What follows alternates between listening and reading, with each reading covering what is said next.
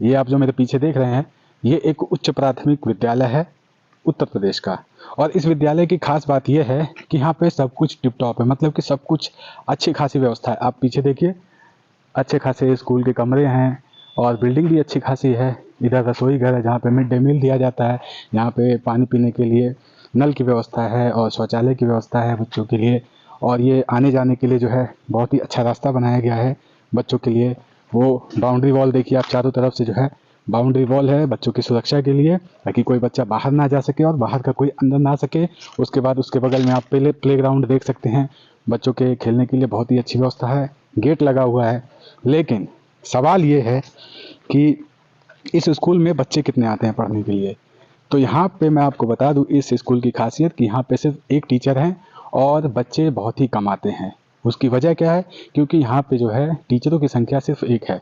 अब मुझे आप लोग ये बताइए कि इतने जो आपके जनता के पैसों के टैक्स जो आप लोग चुकाते हैं, उसके पैसे से ये बिल्डिंग बनी हुई है इतनी अच्छी, वो किस लिए बनी हुई है? शिक्षा देने के लिए बच्चों के। लेकिन जब आप टीचरों की नियुक्ति ही नहीं करेंगे तो क्या होगा उससे?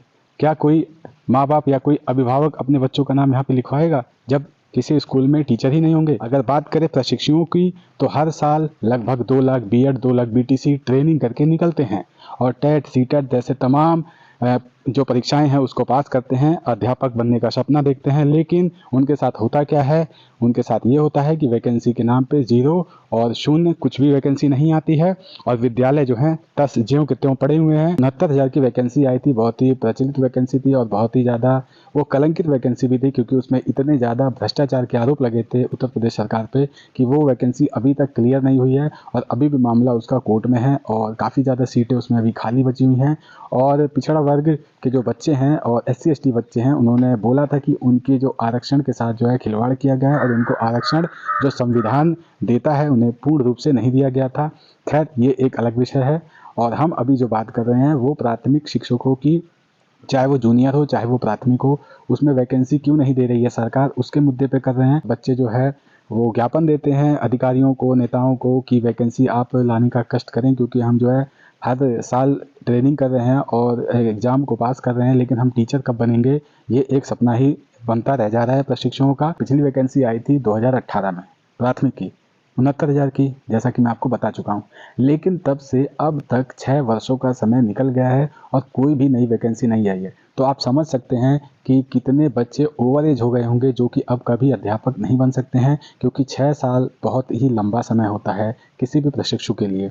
तो सरकार को ये समझना चाहिए कि आपके अच्छी बिल्डिंग बनाने से या अच्छे शौचालय बनाने से, अच्छे रास्ते बनाने से कुछ नहीं होता है। जब तक आप एक विद्यालय में टीचर की नियुक्ति नहीं करेंगे, अभिभावक कोई भी हो वो अपने बच्चों का नाम स्कूल में नहीं लिखाएगा, क्योंकि शिक्षा के लिए सबसे ज़रूरी जो होता है वो अध्यापक होता है। उसके बाद की जो चीज़ें हैं वो सेकेंडरी लेवल पे आती हैं, चाहे बिल्डिंग हो, चाहे, मैं ऐसा नहीं कहता कि वो सब चीज़ें ज़रूरी नहीं है, वो भी ज़रूरी हैं, लेकिन सबसे पहले अध्यापक ज़रूरी है।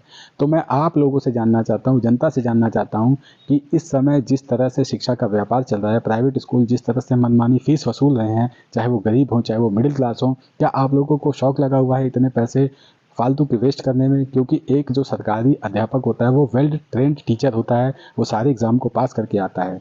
लेकिन जब सरकार नियुक्ति ही नहीं करेगी किसी अध्यापक की, तो आपके बच्चों को पढ़ाएगा कैसे?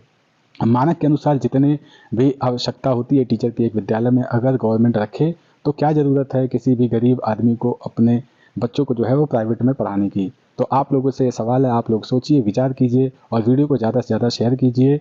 और वीडियो को, अगर वीडियो पसंद आया तो वीडियो को लाइक कीजिएगा, चैनल को सब्सक्राइब कीजिएगा। नमस्कार।